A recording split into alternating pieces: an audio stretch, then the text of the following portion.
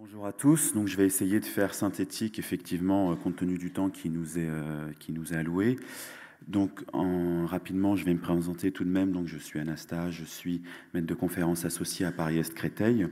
Et j'ai effectivement coordonné un ouvrage dont l'intérêt était effectivement de proposer des pistes pour à la fois les étudiants et à la fois les enseignants qui souhaitent découvrir et diffuser l'outil du RSCA.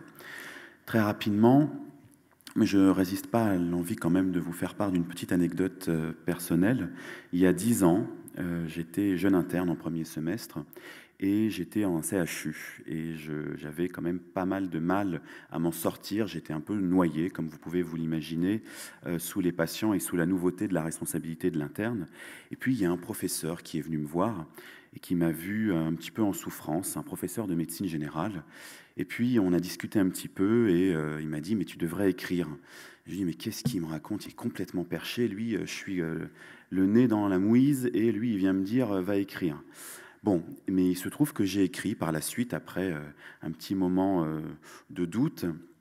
Et effectivement, mais j'ai pu expérimenter par moi-même le côté thérapeutique en fait du RSCA, dans le sens où écrire, effectivement, ça permet aussi de se soigner soi-même et de mieux comprendre ce qu'on a vécu et finalement d'avoir un regard différent sur ce qu'on a vu et vécu et entendu et dit en stage. Et en fait, il se trouve que ce professeur, je l'ai revu plusieurs années au CNGE et c'est Tristan Gassarossian, il s'en souvenait plus. Cette anecdote, au-delà du côté un petit peu drôle qu'elle a, c'est vraiment que quand on est étudiant, comme quand on est enseignant, en fait, et je reprends la question qui a été posée par notre collègue belge, et ben parfois au début, on est effectivement un peu opposant, ou au mieux, on comprend pas tellement. Et je le dis en toute honnêteté, ça a été mon cas au début, et ce n'est qu'en pratiquant, en fait, que je suis parvenu à mieux saisir l'intérêt du RSCA. Alors le RSCA, on l'a vu maintenant, 10 ans plus tard, c'est un outil qui, d'une part, on a bien cerné son intérêt dans le cadre de l'enseignement en médecine générale, qu'il se trouve que maintenant il a bien diffusé et qu'en plus on dispose d'une méthode d'évaluation qui est harmonisée.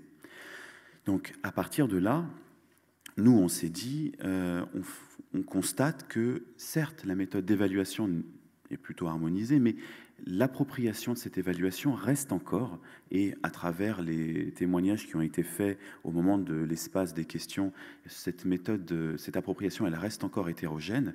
Et l'intérêt maintenant qu'on a fait ce travail conceptuel, c'est de pouvoir se donner les moyens de le diffuser. Et c'est très humblement que j'ai eu la charge de coordonner un ouvrage avec beaucoup d'autres.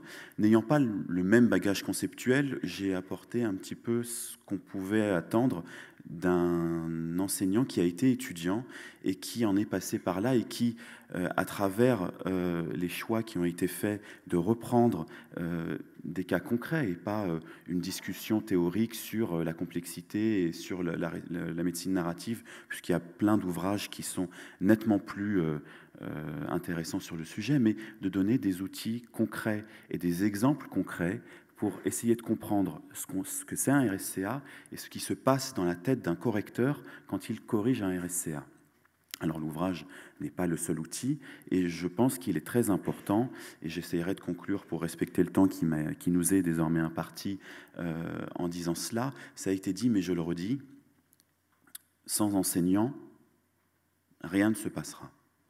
C'est à nous, à la fois, d'accompagner et en toute empathie les enseignants qui eux aussi ont le droit d'avoir des difficultés dès lors qu'ils vont tenter de maîtriser un outil qui nous a fallu plusieurs années pour maîtriser, mais qu'il faut aussi faire un travail pour effectivement faire en sorte que les enseignants, les encadrants soient plus nombreux.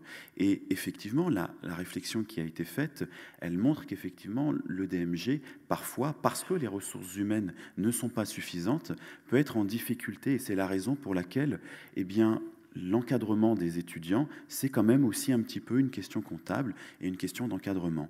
C'est donc à nous et au pouvoir public de donner les moyens pour que la formation des jeunes et à travers elle aussi la formation des enseignants puisse se faire dans de bonnes conditions, parce que le RSCA et la narration de façon générale et les travaux d'écriture clinique, ils constituent un levier de formation que je pense être majeur.